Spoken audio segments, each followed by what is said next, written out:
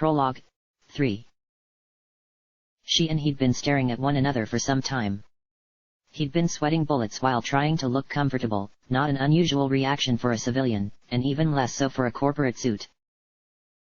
Despite originally being told that the two would meet in a foyer reception area that she'd seen in the briefing videos, most of the facility had been transferred, and with admirable speed, especially for a corporate organization, to a secondary shelter made in the span of a day.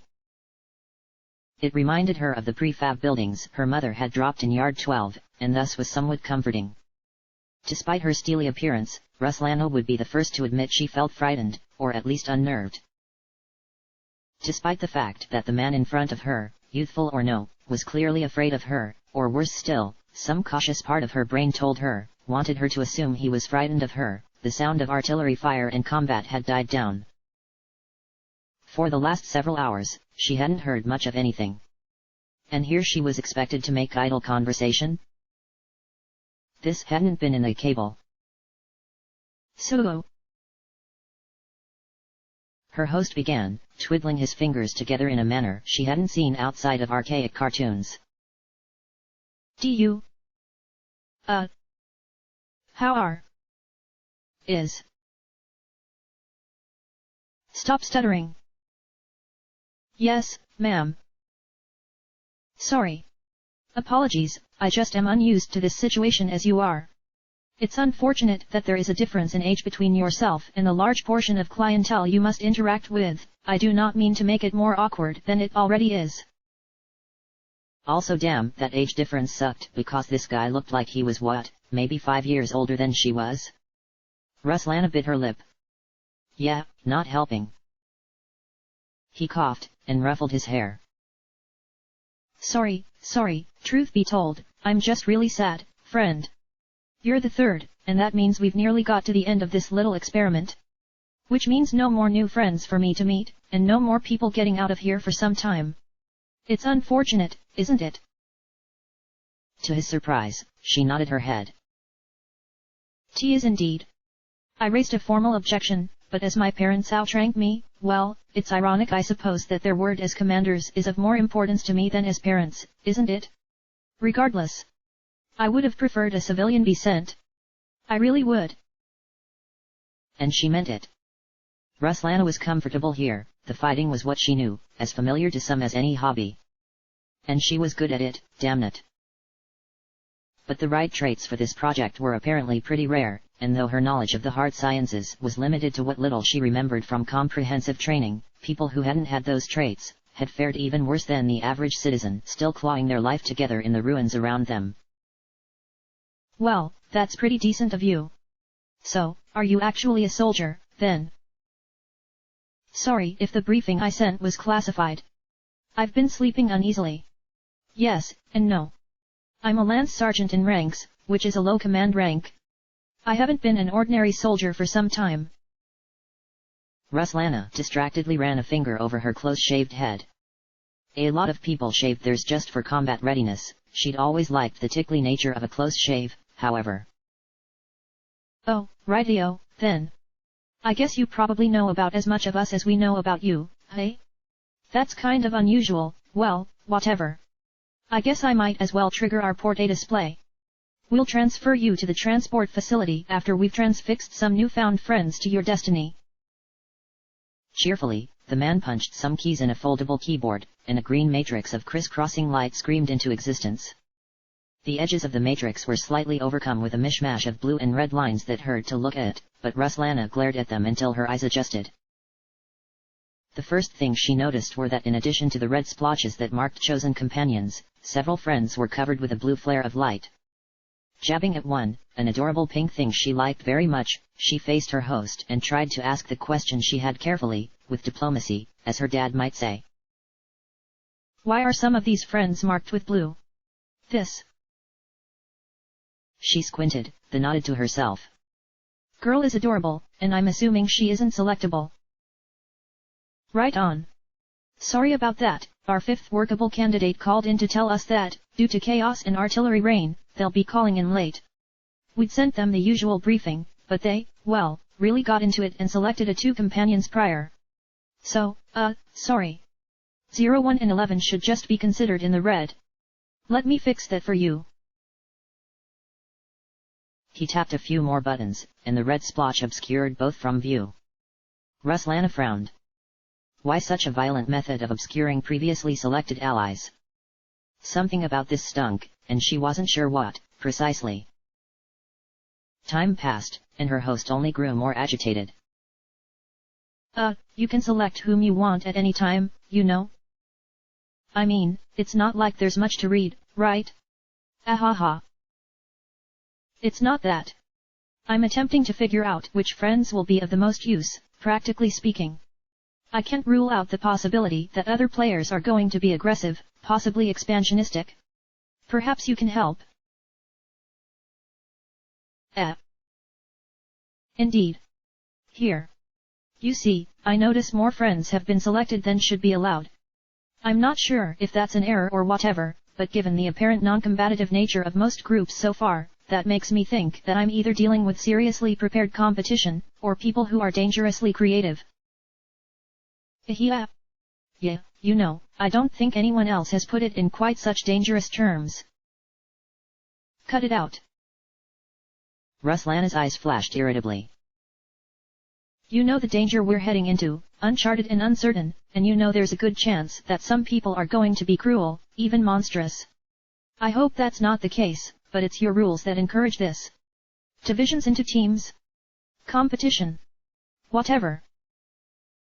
To her surprise, her host noticeably relaxed, oozing into his chair and placing one leg over the other. His grin slid like treacle over his face, and suddenly Ruslana was the one trying to perfect her poker face. My, that's pretty gutsy of you. But sure, I'll help out. Isn't it kind of spooky that the other teams include dangerous poisoners and undead freaks? Hey, and I'd be pretty scared of that head-exploding hag, but what do I know? I'm sure that's something your type is used to, right? Boom. Headshot. Laughing for a half-second, the host immediately regained his composure, and Ruslana tried to remember what she'd been thinking of. At first, she'd planned to make a joke, semi-joke, about how wonderfully convenient a well-toned genie and his ability to manifest toothbrushes was, but... Her and him, 39 and 65. Let's get this over with then, shall we?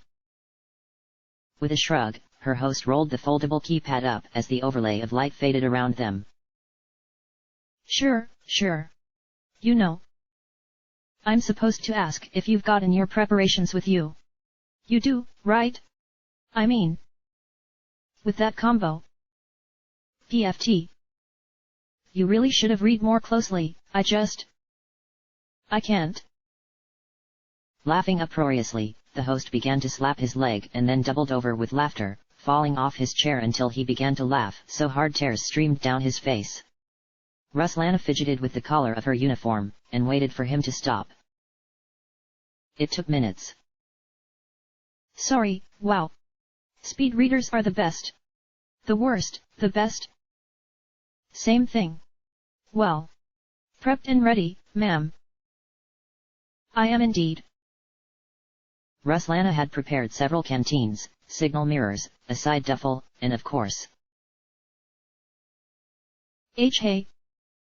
Strapped to your back, that's an air rifle, right? Both paused. Of course. An air rifle. Aha.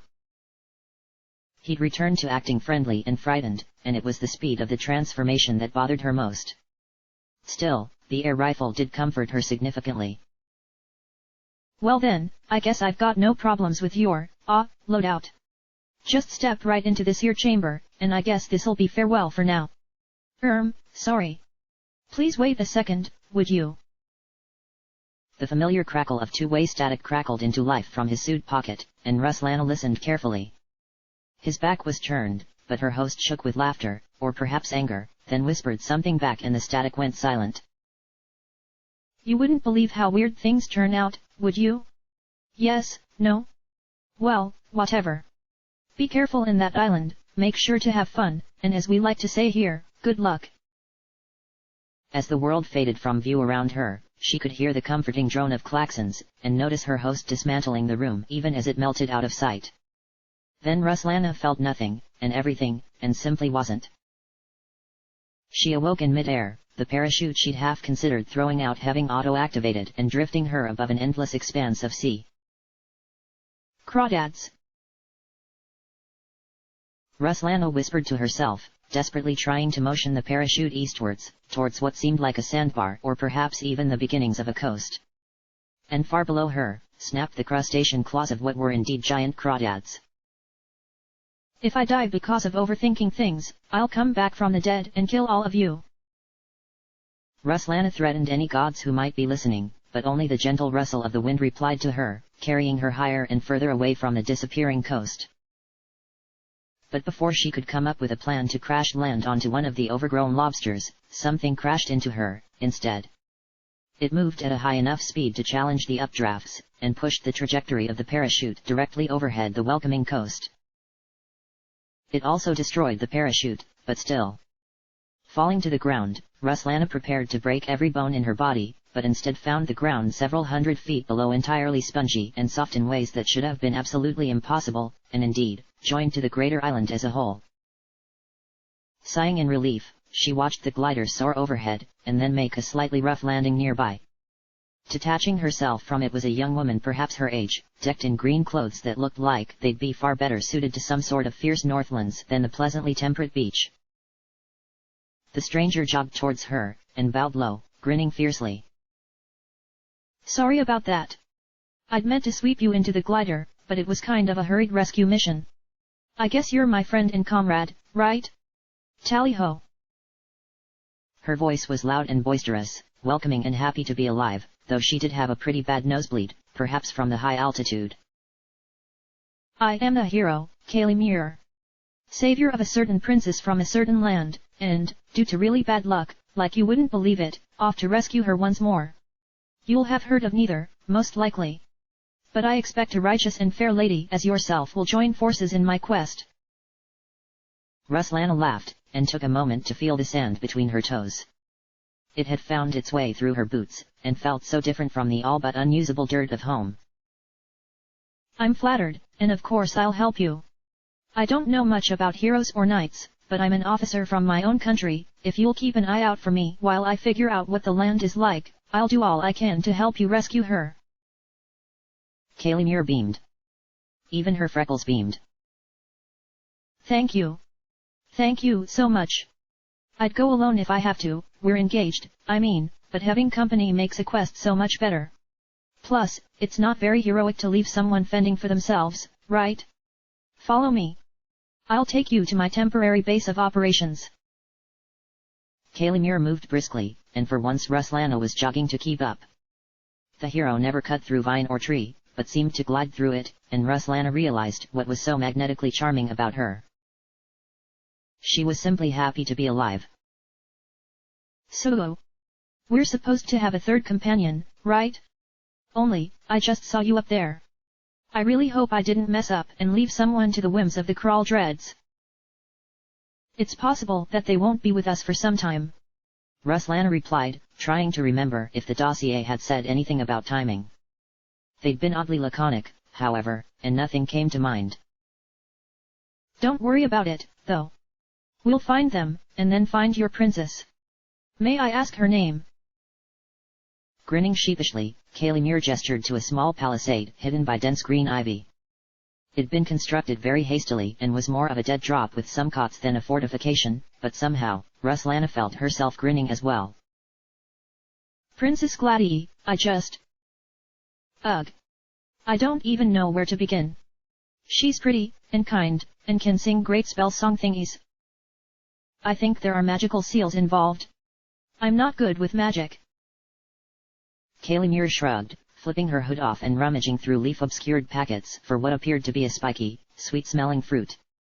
She offered some to Ruslana, who took a bite and found its peach-colored flesh both bittersweet and oddly filling. We've known each other for years, though. I always promised I'd be her knight, but that didn't really work out. Her mom wasn't really a big fan, anyway. Hopefully, you'll get the chance to meet her yourself. But first things first. My plans are going up into the mountains in the center of the island. Easy to take stock of the land, wait for any other ally that might show up, and figure out where Gladii is being kept. As Kalimir spoke, Ruslana drew in the dark jungle soil, Kalimir pointing out features she knew of the island, and Ruslana taking note. A feeling of safety and exhaustion ran over her, and for once, without feeling the need to suggest they take turns on watch, she drifted off to a content and dreamless sleep. And yet, in the darkness, something ancient awoke, sensing that its greatest foe was present. Dimensions destroyed themselves as he materialized upon the island, unsure of where he was, but only that destiny, once again, called. Chapter end.